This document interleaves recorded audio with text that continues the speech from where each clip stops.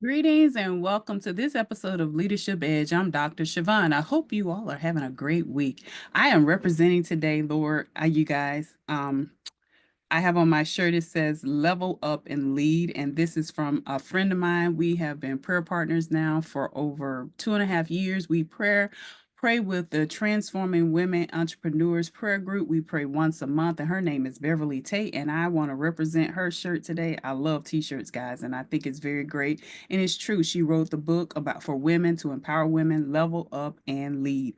And so I said I'll represent her shirt today on this episode. And so our topic today is work-life balance for women leaders. Well, I can speak to that one, guys. I promise you that. As you know, our show is here to empower women to lead with confidence, purpose, and balance. And we're going to tackle that topic of work-life balance. It is a topic that a lot of people struggle with and struggling with it now. Some people have mastered how to balance work and life. And so the questions I want to give you, and because I'm an educator, I love to give questions, and you can respond in the comment section or send me an email, but I would love to hear your response. Is how I'm asking you these questions. How can you manage your career growth, family and responsibilities, and personal well-being without burning out? And so I want you to think about that. Once again, I'm going to say it again. How can you, not me, you got to ask yourself, how can I, so turn around to I, manage your career growth, family responsibilities, and personal well being without burning out? So I'm going to ask you this. Have you ever burnt out before? Are you burnt out now? What are you doing about it? So let's dive into our topic today. I'm going to provide you with 5 essential tips that you can start implementing today to achieve success without sacrificing your well being. So here we go, guys. Work life balance. Let me tell you. Whew, 6 years ago, I'm just going to use me. Best way to start. And I'm going to go back 7 years. So I'm going to go back to the fall of 2018. And I have been contemplating, guys, I've been wanting to get my doctorate because I wanted to be in higher education, and my master's just wasn't opening up the door. But it was just a lot of things like how, first of all, going back to school, wrapping my mind around going back to school. I just turned 40. And I'm thinking, school, school, school. You know what comes with school? Work, homework, reading, writing, whatever. I did my research and I said, okay, I'm going to do this. I applied and I said, okay, these things fall into place, then it must be meant for me to go. Well, they fell into place. And so I started January 2019. Sometimes I ask myself, what was I thinking? And I'm sure many of you are thinking that same thing even now.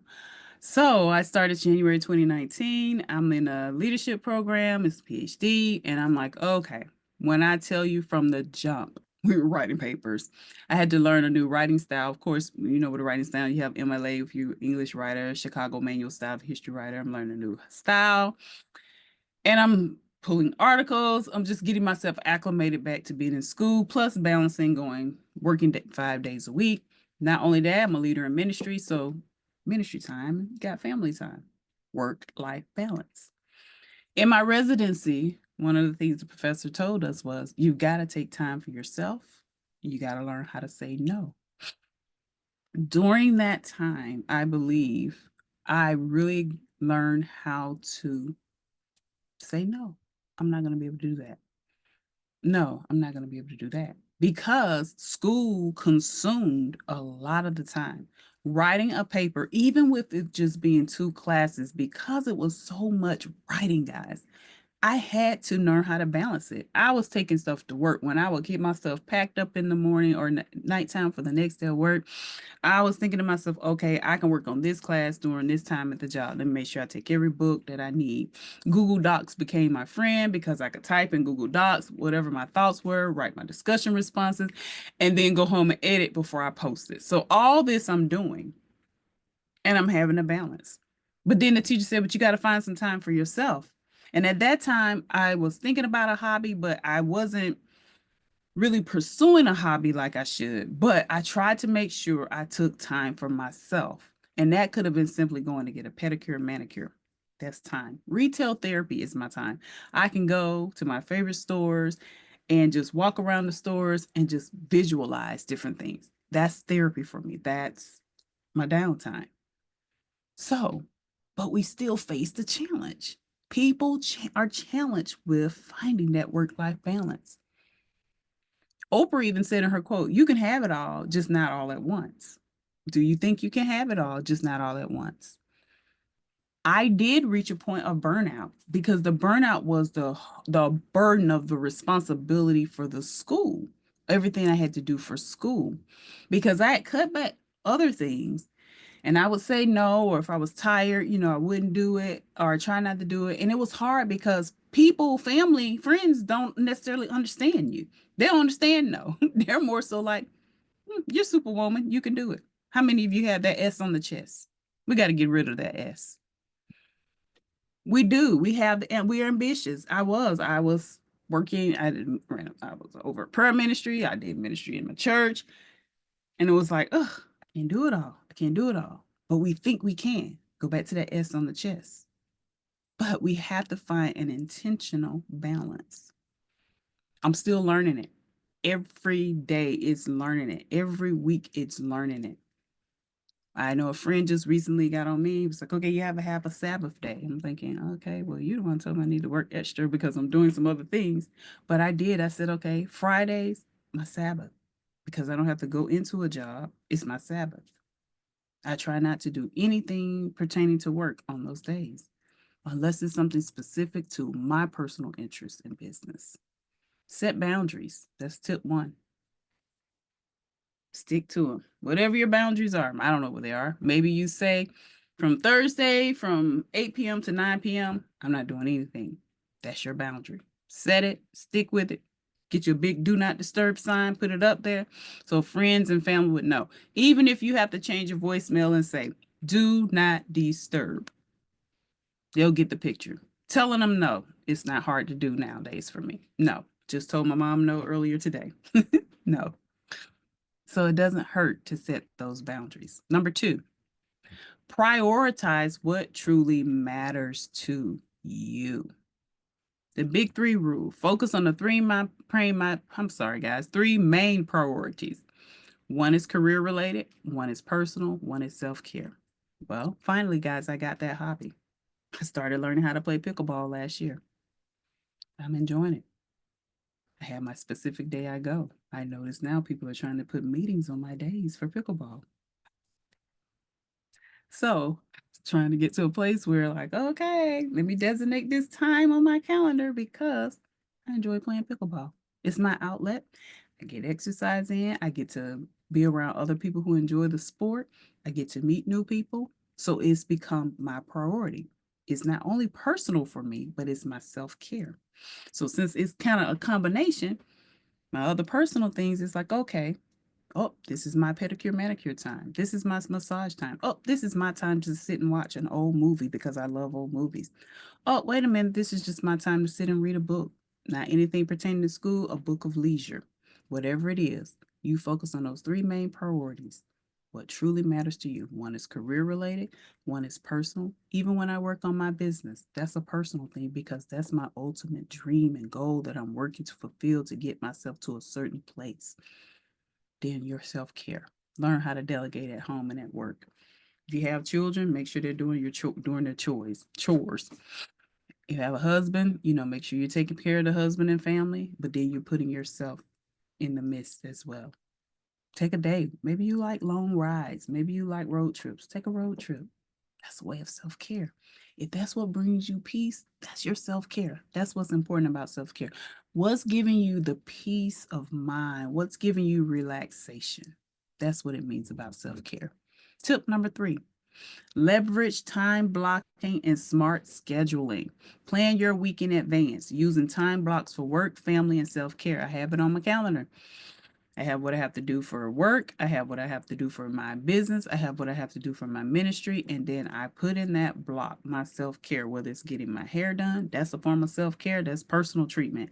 Getting my nails and feet done, manicure, pedicures, massages, whatever it is, you block it off in your calendar and you set power hours for deep work, for meetings, and personal time. I put in my calendar, I work on GLT, Global Leadership Techniques, during this block of time. What do I have to do for Global Leadership Techniques during this time? What hat am I wearing? Am I wearing my CEO hat or am I wearing my manager's hat? Block out your time. Tip number 4, make self-care non-negotiable. Well, like I told you, people infringe on our football time. So I'm thinking this is not negotiable. I'm not giving up my time for something that I'm not really interested in. Block out that time. Put your time, make your self-care time non-negotiable. So if you say for 1 hour 2 times a week, you just want to go for a walk in the park, this is your self-care time, you block it out. If you're going to say, I'm going to walk from 2 p.m. to 3 p.m., you block it off on your calendar. That's what you do. If you want to take a nap during that time, that's what you do. Take care of yourself first. You cannot pour from an empty cup. Tip number 5, as we're getting ready to close out. Surround yourself with mentors, accountability partners, and a strong network. Like I mentioned earlier, sorry guys, I am a part of Transforming Women Entrepreneurs Prayer Call. We meet once a month for prayer. They're my prayer. There's one set of prayer group. Then I have another group of prayer people who we just pray in general for other things. Then I have a friend who's in the building a business with herself and her family. We've said, girl, we're gonna be accountability partners. We will be blocking out time just to meet with one another, to bounce ideas off, to share. Get a mentor. Who's your mentor? I have a coach. This is someone I get to meet with quarterly. Get yourself a coach, whether you're coaching where they're meeting with you once a week, twice a month, once a month, whatever the case may be. Get you a network of people who can truly support you, who take stock into your vision, your dream, and what you're trying to do. Because everyone can't be in your support system, because everyone cannot think like you. Consider professional coaching mastermind groups. I just completed one. Great woman. Her name is Dr. Tyra Wingo. She had a great mastermind group. We read through the book, The Art of Possibilities, and it just opened up my mind. It made me think about, what does Chavonne need to do to continue to grow and to develop and to launch and take global leadership techniques to the next level. Tip number 5, I encourage you, get that support system. And finally, here's a recap of every strategy I shared with you today. Set your boundaries and stick with them.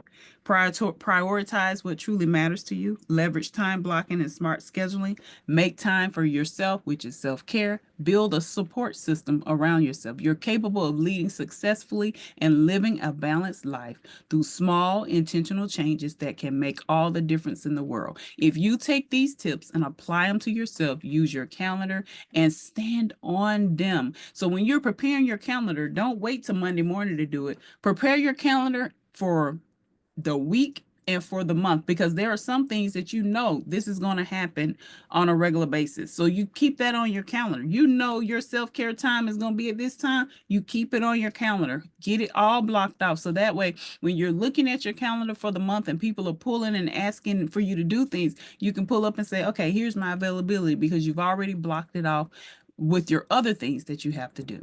And I got a call to action for you today. Choose one tip from today's episode and start applying it this week. So maybe you want to gradually get into it.